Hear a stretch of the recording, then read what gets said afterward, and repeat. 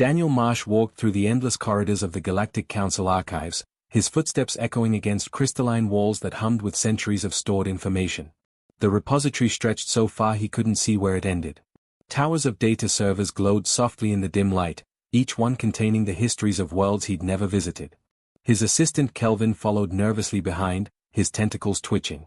Kelvin was a Talviri who had worked with humans long enough to adopt their customs and even their names. "Ambassador, we really should not be in this section," he whispered. "The warnings are very clear." Daniel ignored him. He had found something unusual during a routine cataloging assignment. In a dusty corner, forgotten and misfiled, sat an actual paper document. Real paper was rare in 2847. Most information existed only as digital data streams. But this file was old, marked with faded red holographic seals that pulsed with warning signals. The title made him stop breathing for a moment. Classification Level Omega, Psychological Hazard. Non-human personnel forbidden. Species Analysis Report 2701A, Why Humans Are the Only Species That Created Weapons Specifically for Torture. Daniel stared at those words. Someone had written an entire report about humanity's darkest nature. Someone had studied them like insects under glass and documented what they found. And then they had buried it deep in the archives where most people would never look. Who authorized this report? Daniel asked quietly. Kelvin checked his datapad, scanning through old records. "I cannot find that information, sir. But those seals mean this file could cause serious diplomatic problems if the wrong people read it. Or maybe worse than problems." "Worse how?" "The classification level is used for information that could harm other species just by knowing it. Things that might cause psychological damage or break treaties." Daniel reached for the seal. His fingers hovered over it. "Sir, please," Kelvin urged. "We can report this to Ambassador Helen. She can decide what to do with it through proper channels." "Helen has been avoiding my questions about human integration for months," Daniel said. "Every time I ask why the Council allows our military such unusual freedoms, she changes the subject. Maybe this file has the answers she won't give me." He broke the seal. It cracked with a soft hiss, and the holographic warnings faded away. The first page contained only one sentence, printed in bold letters that seemed to accuse him personally. "Humans are the only known species to have weaponized pain itself." Daniel turned the page with trembling hands. What he saw made his stomach turn. Detailed technical drawings filled the next several pages. A medieval rack with annotations in clinical language explaining its purpose. A thumbscrew with measurements. An Iron Maiden with notes about psychological impact. Waterboarding apparatus with step-by-step procedures. Stress positions with diagrams showing exactly how much pain they caused without leaving permanent marks. These weren't human documents. These were alien researchers examining human cruelty the way scientists might study a dangerous predator. The handwriting in the margins belonged to species he recognized. Drex honor warriors expressing shock. Mothran collective observers noting patterns. Talviri jurists trying to understand the legal thinking behind sanctioned torture. "This is how they see us," Daniel whispered. "This is what they think we are." Kelvin looked at the drawings and went very still. His species communicated partly through color changes in their skin, and right now he had turned a pale gray that Daniel recognized as fear. The file explained that the Galactic Council had catalogued more than 10,000 intelligent species across 3 galactic arms. All of them had developed warfare at some point in their history. War was common. Violence was common. Weapons that killed efficiently were common. But humanity stood alone in one specific way. The report detailed first contact observations from 2157, when Earth had finally developed slipspace travel and encountered the wider galaxy. The Council had sent teams to study human culture before opening formal diplomatic relations. They wanted to understand who humans were and whether they could be trusted. The observation teams had studied human wars, human weapons, and human history. They expected to find what they always found. Territorial conflicts. Resource disputes. Efficient weapons designed to win battles quickly. Instead, they found the dungeons. One observer, a Veltrin named Marcus who had spent 2 years studying Earth history, had written a report that was quoted in the file. His words were careful but horrified. "I have watched recordings of their wars. I have studied their weapons of mass destruction. But nothing prepared me for what I found in their historical archives. Humans did not just fight their enemies. They built entire facilities designed specifically to cause suffering. These were not battlefield necessities. These were theaters of pain. They created philosophies about how to hurt people most effectively. They debated methods. They improved techniques across generations. They wrote instruction manuals for causing agony. The Drex kill in battle. The Thorol raid for resources. The Gren conquer territory. But humans torture. They do it with purpose and planning. They do it with imagination. And that imagination is what terrifies me most. Daniel felt sick. He wanted to throw the file away, to pretend he had never seen it. But he kept reading. The report explained that every other species approached violence with clear goals. Win the battle. Take the territory. Eliminate the threat. Their weapons were designed for efficiency. Human weapons were different. Some human tools had no purpose except to break people without killing them. To extract information. To punish. To make examples. To control through fear. The council researchers had found human legal documents from medieval times that regulated how much torture was legally permitted. They had found medical texts explaining how to cause maximum pain while keeping prisoners alive. They had found philosophical debates about whether torture was morally acceptable. Humans had not just tortured. They had created entire systems around it, complete with laws and procedures and ethical arguments. Is this true? Kelvin asked quietly. Did humans really do all this? Daniel could not lie. Yes. In our past, we did. We like to think we've moved beyond it, but the evidence is in our own history books. Then why did the council let you join? Why trust humans with any authority at all? I don't know, Daniel admitted. But I think the answer is somewhere in the rest of this file. He looked at the remaining pages. The file was thick, hundreds of pages documenting something the council had decided was too dangerous for most people to know. Outside the archive, the station's artificial sun was setting, casting long shadows through the crystal walls. Daniel settled into a reading chair. Kelvin sat beside him, still gray with worry. We should leave, his assistant said one more time. No, Daniel replied. If the galaxy thinks we're monsters, I need to know why they let us stay anyway. There has to be more to this story. He turned to the next section and kept reading into the night. Daniel returned to the archives the next morning despite barely sleeping. The images from the file haunted his dreams. Medieval torture chambers. Clinical diagrams. Words like enhanced interrogation written in alien handwriting.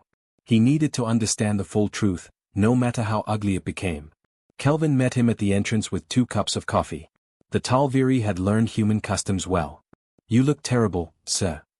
I feel worse, Daniel admitted, taking the coffee gratefully. But we need to finish this. They entered the archive together. The file waited where Daniel had left it, still radiating that faint sense of wrongness that came with forbidden knowledge. The next section was titled simply Comparative Analysis. It was over 100 pages long. Daniel began reading. The council researchers had done thorough work. They had examined warfare across the entire known galaxy, documenting how different species approached violence and what their weapons revealed about their nature. The Drex Empire fought with honor codes that were 40,000 years old. Their warriors used weapons designed to kill in a single strike.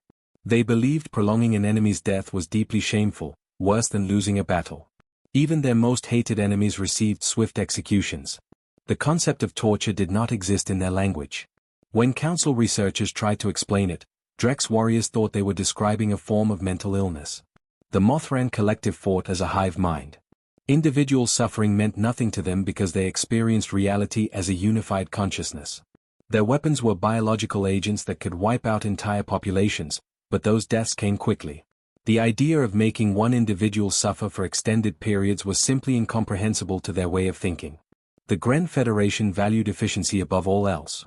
Their military philosophy treated war like a mathematical equation.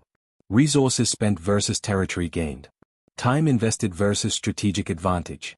They used plasma weapons that vaporized targets instantly because anything slower wasted energy. The Gren had never developed torture because it was inefficient. Why spend hours hurting one prisoner when you could spend those hours winning battles? The Thorol clans were nomadic raiders with weapons that could kill in seconds. They had cultural taboos about damaging bodies unnecessarily because they believed the spirit needed to leave cleanly at the moment of death. Prolonging that moment or harming a body after death was considered a curse that would trap the spirit in eternal suffering. Page after page described the same pattern. Hundreds of species. Thousands of years of warfare. Every single one approached violence with clear rules. Kill quickly. Fight honorably. Win efficiently. Even the most aggressive warrior cultures had limits built into their psychology. Then came the human section. It was 50 pages long while every other species got 2 or 3 pages maximum. Daniel read about human history as seen through alien eyes. The observers had been confused at first. Early human warfare looked normal enough. Tribes fighting over territory. Kingdoms conquering neighbors. Standard patterns seen across the galaxy. But then something changed in human development. Somewhere around what humans called the medieval period, the observers noticed devices appearing that served no battlefield purpose. Tools designed not for warfare but for peacetime cruelty. The rack. The thumbscrew. The breaking wheel. Devices that appeared in judicial systems, in religious institutions, in government facilities. Humans had taken the concept of causing pain and turned it into an organized practice with rules and procedures. What horrified the alien observers most was the documentation. Humans had written instruction manuals for torture. They had created legal frameworks defining how much pain was acceptable. They had trained specialists in the art of causing suffering without causing death. They had debated the morality of it in philosophical texts. One observation report made Daniel close his eyes in shame.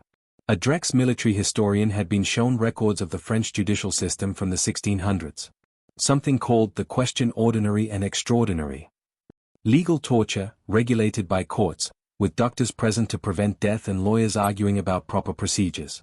The Drex historian had physically vomited. His report stated simply, "This is not justice. This is not war. This is sickness given legal authority. How does an entire species develop this and not recognize itself as evil?" The file included interviews with human experts trying to explain their species to confused aliens. Daniel found one conversation particularly painful to read. A council observer had asked Professor Robert Harding, a human military ethics teacher, why humanity created torture devices. Harding had corrected him. "You are asking the wrong question. Every species develops violence when resources are scarce. The real question is why humans developed strategic cruelty." "Very well. Why?" the observer asked. "Because we understand suffering," Harding explained. "We are deeply social creatures with powerful empathy. We feel what others feel. A predator that hunts prey does not torture it because torture serves no purpose to a predator. But humans fight other humans. We know exactly what hurts because we can feel it ourselves. Empathy became a weapon. We can imagine pain in precise detail and use that knowledge strategically." The observer had written in his notes, "This answer disturbs me more than the devices themselves." Harding had continued. "Other species have empathy, but not paired with our level of abstract thinking. We can plan suffering. We can justify it morally. We tell ourselves it serves the greater good, that it is necessary, that our enemies deserve it. We are intelligent enough to hurt each other in sophisticated ways and clever enough to believe we are right to do it." "Your species frightens me," the observer had written. "We frighten ourselves," Harding had replied. "Why do you think we spent the last 300 years creating laws against torture? Geneva Conventions. Human Rights Declarations. The Humane Warfare Accords of 2089. We invented torture, yes. But we are also the only species that needed to create laws forbidding ourselves from doing it." Daniel sat back in his chair. The archive's soft lighting suddenly felt too bright, too harsh. "Kelvin," he said quietly, "do you think we are monsters?" His assistant was silent for a long moment. When he finally spoke, his voice was careful. "I think you are complicated. My people swim in schools. When danger comes, we flee together or fight together. Simple. Instinctive. But humans can be incredibly kind and incredibly cruel, sometimes the same person in the same day. That unpredictability is what makes other species nervous." "That does not answer my question." "No," Kelvin admitted. "But I think real monsters do not ask themselves if they are monsters. Monsters just are. You ask the question. That might be the difference." Daniel wanted to believe that. He turned back to the file. The next section was titled Hypothesis, the Evolution of Intentional Cruelty. The Council's scientists had developed a theory about why humans were different. Humans evolved as persistence hunters with advanced social bonds and profound empathy. These traits were necessary for raising helpless infants and maintaining complex societies. But those same traits could be weaponized. When human tribes fought, they did not just compete for resources. They competed over ideas. Different beliefs. Different gods. Different ways of organizing society. And unlike simple territorial disputes, Ideological conflicts required breaking the enemy's will, not just their body. Torture became a tool of compliance. A demonstration of power. A method of control. And because humans could empathize deeply with pain, they became experts at inflicting it. The file included brain scans comparing species. The Drek's brain showed immediate stress responses when witnessing suffering. They were hardwired to feel revulsion. The Mothran collective consciousness simply did not process individual pain as meaningful. But the human brain showed two competing systems. The empathy centers activated strongly when witnessing suffering. But the prefrontal cortex could consciously suppress those signals. Humans could choose to ignore their own empathy. They could watch someone suffer and through sheer willpower continue causing that suffering. The researchers' conclusion was harsh: humans possess something we have never seen before. They have the neurological capacity for sustained, intentional cruelty combined with complete understanding of their victim's experience. They can feel empathy and deliberately override it. This is not predation. This is not simple warfare. This is calculated infliction of suffering by a species intelligent enough to know exactly what they are doing. The page was dated 2201. 4 to 6 years before humanity was accepted into the Galactic Council.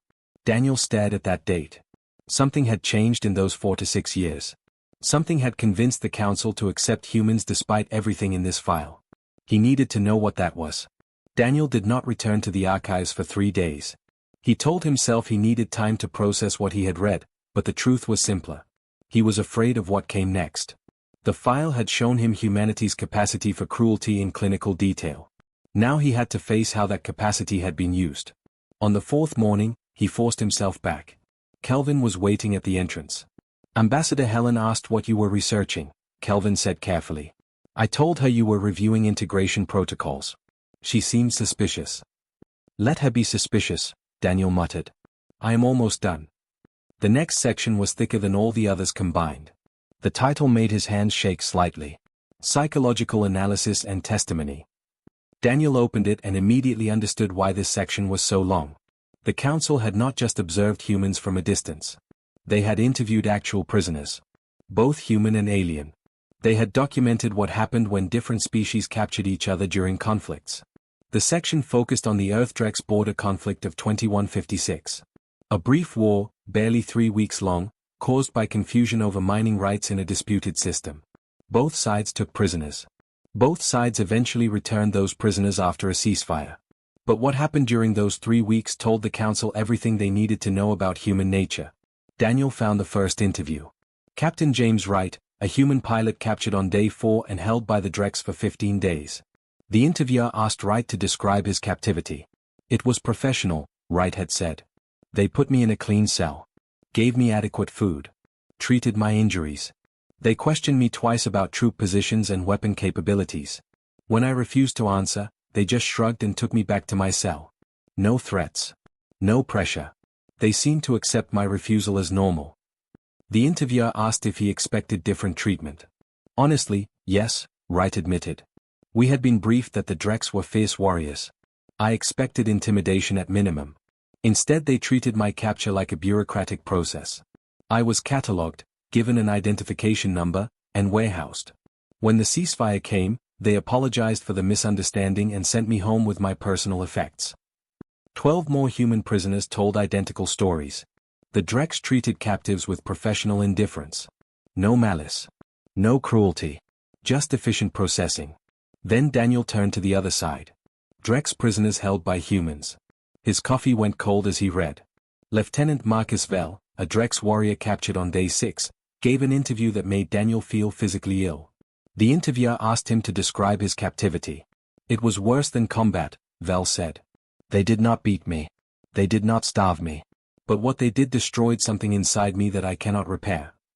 He explained that humans put him in a completely white room. Bright lights that never turned off. No windows. A constant humming sound he could not identify. They left him there for 3 days without questioning him. Just isolation in that white room. By the 3rd day, I was begging the guards to ask their questions, Vell said. But they did not come. When the human interrogator finally arrived, she was kind. Her name was Lieutenant Patricia Cole. She offered him water. Asked about his family. Said she understood he was following orders. Then she asked about Drex fleet positions. Vell refused to answer. Cole nodded, smiled, said she understood, and left. Then she turned off all the lights. Complete darkness for 2 days. Water once daily. No food. When the lights returned, Cole came back with a hot meal. She asked the same questions while Vel ate. He refused again. She took the food away before he finished and left him in the white room for 4 more days. She was alternating between kindness and cruelty, Vel explained. I am a trained soldier. I have resisted interrogation in exercises. But the humans did something different. They played with my perception of reality. Kind, then cruel. Comfortable, then miserable. I never knew which version would come. After 8 days, when Lieutenant Cole returned with another meal and asked her questions again, I answered everything. Not because I feared pain. Because I could not bear the uncertainty anymore. The interviewer asked if the humans had physically harmed him. Never, Vel said. That is what made it so terrible. There were no wounds. No scars. But they unmade me without touching me. When I returned to my unit, the medics found nothing wrong. But I still dream about that white room. I wake up not knowing if the lights will be on or off. Daniel read through more interviews. Every Drex prisoner had broken eventually. The humans used sleep deprivation. Temperature changes. Stress positions that caused no permanent damage but created intense discomfort. They used psychological tactics that seemed designed to destroy sanity rather than bodies. Good interrogator, bad interrogator. Lies mixed with truth to create paranoia. False hope followed by crushing disappointment. Isolation followed by overwhelming stimulation. It worked perfectly. Every single time. The council observer who compiled these interviews had written a summary that Daniel read 3 times. The Drex are warriors with honor codes. They understand death in battle. They accept physical pain as part of war. But they have no defense against psychological warfare because no other species wages it. The humans exploited this weakness systematically. Most disturbing is that the humans seemed conflicted about their own methods. Lieutenant Cole broke 3 prisoners using these techniques. In her psychological evaluation, she scored extremely high for empathy. She expressed significant guilt about her assignments. When asked why she continued, she said, "Because it works, and my job is protecting human lives, even if it costs me sleep." This is the human paradox. They are capable of cruelty and capable of guilt about it. They will hurt you, know exactly how much it hurts you, and do it anyway because they have convinced themselves it is necessary. Daniel found the neurological studies next. The council had scanned human brains with permission, studying interrogators specifically. When these humans looked at images of suffering, their empathy centers activated normally. They felt distress just like any other species.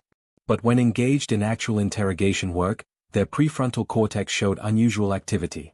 Conscious suppression of empathy responses. Humans could literally turn off their compassion. The comparison charts showed how different this was from other species. The Drex could not easily act against their empathy. The Mothran experienced suffering differently. The Gren had limited cross-species empathy. Only humans could feel deep empathy and voluntarily suppress it. One researcher had written in the margins, "They can feel your pain and hurt you anyway. This is evil with full awareness." But another researcher had written a response in different handwriting, "Or perhaps this is true moral agency. They can choose cruelty or mercy, unlike species where the choice does not truly exist. The capacity for evil implies the capacity for good." Daniel found one final interview that seemed important. Colonel Henry Mills, Human Military Intelligence, interviewed in 2201. The observer asked how Mills could authorize interrogations despite having high empathy scores. "I do not reconcile it," Mills said. "I live with the contradiction every day." The observer pressed him to explain. "Every interrogation I authorize, I imagine myself in the prisoner's position," Mills said. "I feel what they would feel. And then I approve the technique anyway because the intelligence might save lives. Does that make me a monster? Probably. But it makes me an effective monster, and that is what my job requires." The observer noted that other species did not have this internal conflict. "I know," Mills replied. "I have studied your warfare. Clean. Efficient. Even honorable. But here is what you do not understand. We cannot afford to be honorable. We are not the strongest species. We are not the fastest. Our only advantage is our willingness to use our intelligence in ways others will not. If that means weaponizing psychology, we do it. Because the alternative is extinction." The observer asked if Mills believed cruelty was necessary for survival. "I believe humans are survivors, Mills said after a long pause. We climbed from prey to predator on a planet that tried to kill us for millions of years. We learned to be vicious because gentle species went extinct. Maybe in a kinder universe we would be kinder. But this universe made us what we are. The interview ended there. Daniel closed the file and stared at nothing. Kelvin had been reading over his shoulder silently. Do you agree with him? Kelvin asked. Colonel Mills? I do not know, Daniel admitted. Part of me wants to say we have evolved past that. We have been at peace for decades. But have you really changed? Kelvin asked quietly. Or have you just not been tested recently? The question hung in the air between them, unanswered and unanswerable. Daniel barely slept that night. His dreams were filled with white rooms and humming lights and questions he could not answer. When dawn came, he was already awake, staring at the ceiling of his quarters. He knew what came next in the file. Everyone in the galaxy knew about Haven 7. The incident that nearly got humanity expelled from the Council. The event that made other species truly understand what humans were capable of when pushed too far. He arrived at the archives before Kelvin. The file waited for him, marked with additional warnings he had not noticed before. Graphic content. Council eyes only. The date listed was 2247. Just 6 years ago. Daniel took a deep breath and began reading. Haven 7 was a human agricultural colony on the frontier. 12,000 civilians living peaceful lives, farming the rich soil of a terraformed world. Families with children. Teachers. Farmers. People who had never held weapons except to scare away wildlife. On March 3, 2247, a Drex raiding party attacked without warning. The Drex Empire had fractured decades earlier. Most Drex had embraced peace and joined galactic society. But a fundamentalist group calling themselves the Crimson Blades rejected the Council. They believed in the old warrior ways. They raided frontier colonies to prove their superiority and take resources. Haven 7 was their largest target yet. The attack lasted 4 hours. The small security force was overwhelmed in minutes. The raiders burned crops, destroyed infrastructure, and killed anyone who resisted. By the time Council peacekeepers arrived, 312 humans were dead. 8 or 9 of them were children. The Council condemned the attack immediately. The main Drex government disavowed the Crimson Blades. Sanctions were discussed. Everyone expressed sympathy for the victims. The humans said nothing publicly for 2 weeks. Then a message arrived at Council headquarters. Simple and formal. We have detained the Haven 7 raid commander. We are conducting enhanced interrogation under Human Council Treaty Article 47, subsection C. Council observers are welcome. Updates will be provided. Article 47C was something humanity had insisted on during treaty negotiations. It allowed species to use culturally appropriate interrogation methods during active conflicts, as long as they did not cause permanent physical harm. Most species never used it because their interrogations were already gentle. Humanity had specifically negotiated the right to use theirs. 3 Council observers volunteered to witness what would happen. A Drex Honor Guardian named Thomas. A Mothran diplomatic node called Observer 7. And a Talviri jurist named Kelvin Prime. Daniel looked at his assistant. Your naming father witnessed this. Kelvin nodded slowly. He never spoke of it. Not once in his life. The report continued with detailed testimony from all 3 observers. The Drex commander was a warlord named Marcus Blake. He had adopted a human name as mockery. When the observers first saw him, he sat calmly in a comfortable room at Luna Station. No chains. No restraints. I am a warrior, Blake told them in accented English. I do not fear human questions. I will tell you nothing. The human interrogator was not military. She was a civilian psychiatrist named Dr. Emily Reed. The observers found this confusing. Dr. Reed introduced herself politely. She offered Blake water. Asked if he was comfortable. Then she spent 3 hours asking about his childhood, his training, his beliefs. She listened carefully and took notes. When the session ended, she thanked him and left. Blake seemed puzzled but triumphant. The observers were confused. This seemed like therapy, not interrogation. The pattern continued for days. Dr. Reed asked questions but never about intelligence. Never about troop locations or future plans. Just questions about Blake himself. He began to relax, even boast about his raids and his warrior philosophy. Then subtle changes began. The room temperature increased slightly. The chair was replaced with one that had no back support. Meals came at irregular times. The lights grew brighter. Sounds appeared at odd hours, disrupting sleep. Dr. Reed continued her kind questioning. Blake grew irritable but still talked. By day 8, the conditions had deteriorated significantly. The room was uncomfortably warm. Lights glared constantly. Sleep was impossible. Food quality declined. Dr. Reed asked about the children at Haven 7. What did Blake feel when he killed them? He refused to answer. That is fine, she said gently. We have time. By day 12, Observer Thomas filed a complaint. Blake showed clear signs of psychological deterioration. Yet technically, no council laws were being broken. No physical harm. No explicit threats. Blake began begging for execution. Traditional Drex justice for captured warriors was swift death. Dr. Reed smiled sadly. That is not our way. We believe in rehabilitation. The word seemed to terrify Blake more than any torture device could have. By day 19, Blake provided his first piece of real intelligence. A minor supply cache location. Dr. Reed thanked him warmly. She brought him a good meal and lowered the temperature. He slept well that night. The next day, conditions deteriorated again. The mercy had been temporary. Blake understood then. Cooperation brought comfort. Resistance brought the White Room returning. By day 27, he was providing detailed intelligence while sobbing. Crimson Blade base locations. Command structure. Supply lines. Planned future raids. Everything.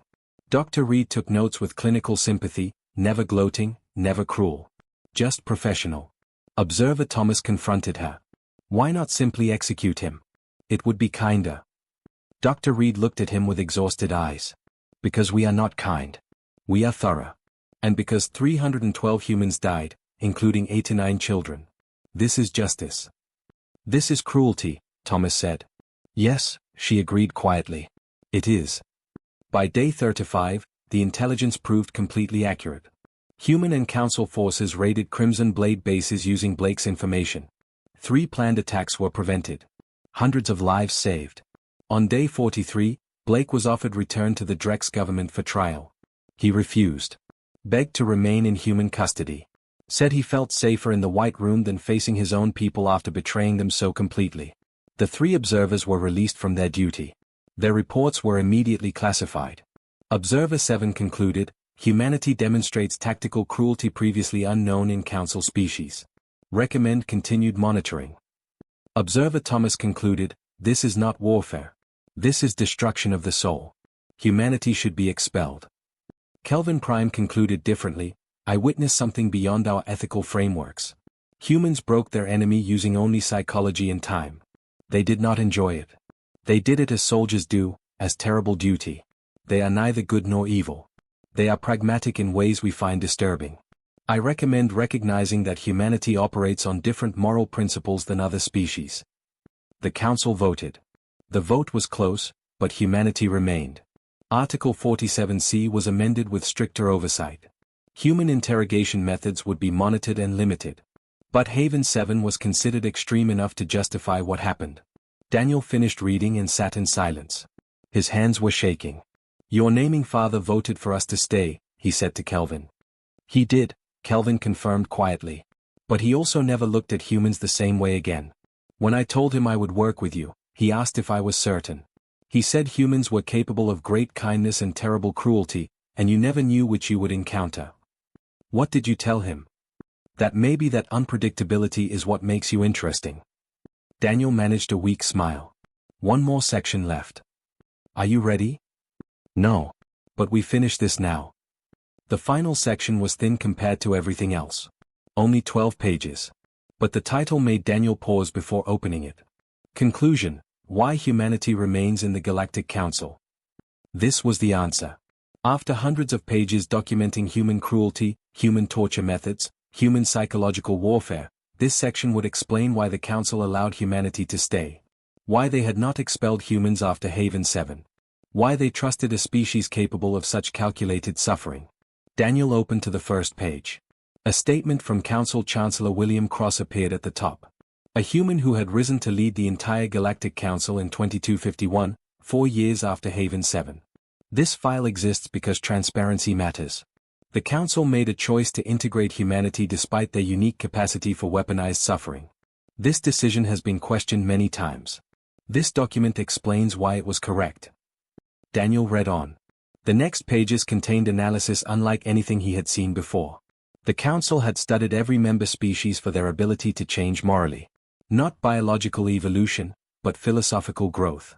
How quickly could a species recognize wrong behavior and correct it? The Drex honor code had not changed in 40,000 years. Stable and predictable, but completely inflexible. The Mothran Collective made decisions by consensus across billions of minds. Changes happened over millennia, not generations. The Gren defined morality through efficiency calculations. Their ethics had remained consistent for their entire recorded history. But humans changed constantly. Wildly. Sometimes within a single generation. The file showed a timeline that made Daniel's chest tighten. In the year 200 BCE by human reckoning, slavery was accepted worldwide.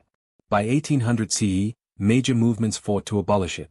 By 1900 CE, it was legally ended in most human nations. In 1948 CE, humans created the Universal Declaration of Human Rights. In 2089 CE, the Humane Warfare Accords banned torture internationally. Then in 2156 CE, humans used torture during the Earth-Drex conflict.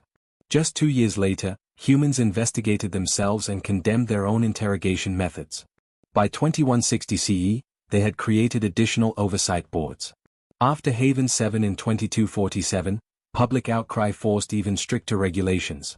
By 2250, human military academies required mandatory ethics courses. The pattern was clear. Humans committed atrocities, then spent decades or centuries trying to prevent themselves from doing it again. The Council analysts had written a conclusion that Daniel read 3 times to fully understand. Humans are the only species that creates torture methods and the only species that constantly debates whether they should. They are the only species capable of systematic cruelty and the only species that prosecutes its own members for being too cruel. They invent horrors and then spend centuries trying to abolish them. This internal war between their capacity for evil and their conscience about it is what makes them valuable to the Council. Daniel stopped reading. Valuable? How could the capacity for torture make humanity valuable? The explanation continued on the next page. The Council faced a problem that most peaceful species could not solve. The Drex had honor that prevented certain actions. The Mothran had collective thinking that made individual cruelty impossible. The Gren had efficiency calculations that made torture wasteful. None of them could truly choose cruelty because their psychology prevented it. Which meant they were vulnerable to enemies who had no such limitations. Rogue factions like the Crimson Blades. Pirates. Marauders. Groups that operated outside moral frameworks. They exploited the Council's mercy. They knew most species would hesitate, would negotiate, would seek peaceful solutions even when peace was impossible. Humans did not hesitate when truly threatened. The file quoted Council Security Director Alice Martin, a human who had helped write the integration protocols. The galaxy needs humans for the same reason any society needs police. Not because violence is good, but because someone must be capable of responding to violence with controlled force. Most species are sheep, peaceful and productive.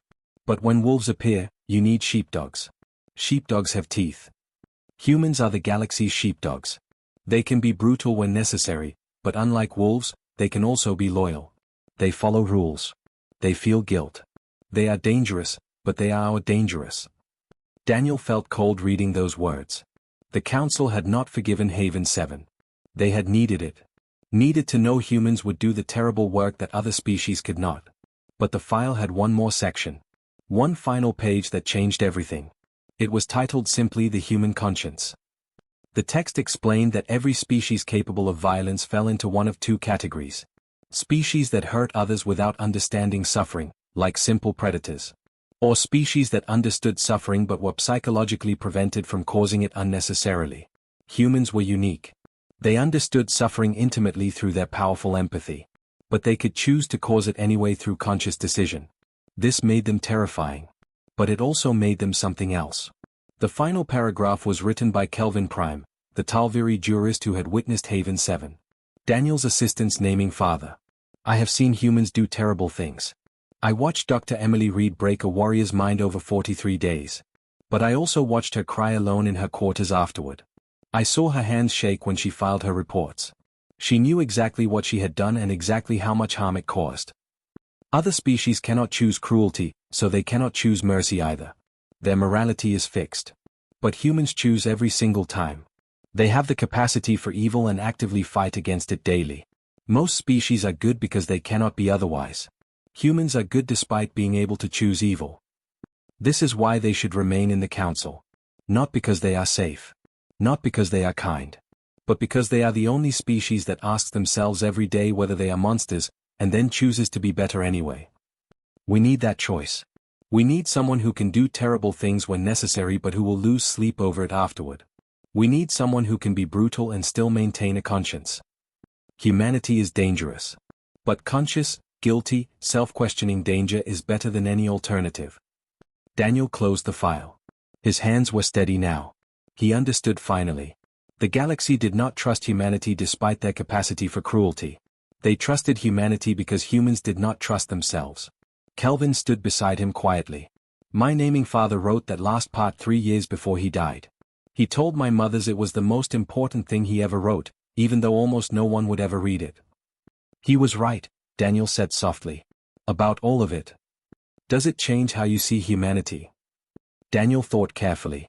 No. It changes how I see our responsibility. We have capabilities other species do not. That means we have to be more careful, more ethical, more self-critical than anyone else.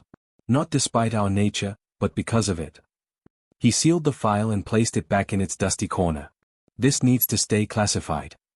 Why? Because most species do not need to know the details. They need to know humans can be trusted to make hard choices. If they read this file, all they will see is the cruelty. They will not understand the conscience behind it. They walked out of the archives together. The artificial sun was rising over the station, casting golden light through crystal corridors. Sir, Kelvin said quietly. Thank you for letting me read it with you. Thank you for staying, Daniel replied. Even after seeing what we are. I stayed because I saw what you are, Kelvin corrected gently. Dangerous and decent.